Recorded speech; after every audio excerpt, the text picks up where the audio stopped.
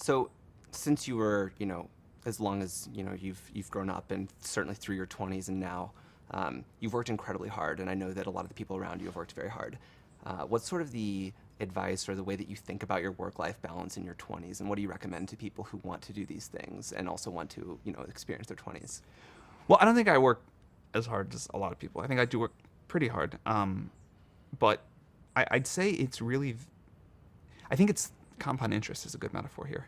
Um, if you work really hard at the beginning of your career and you get a little bit better at what you do every day, every week, every year, and you learn more and you meet more people and you just get more done, um, there's a compound effect. And it's far better to put that time in at the beginning of your career than at the end, because if you do it at the beginning, you get to benefit from it, for the rest of the time you work.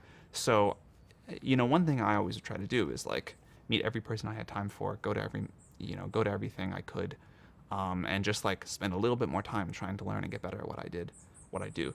And I think that is really valuable. The beginning of your career, I think in terms of setting the trajectory that the rest of your career follows, is the most valuable time.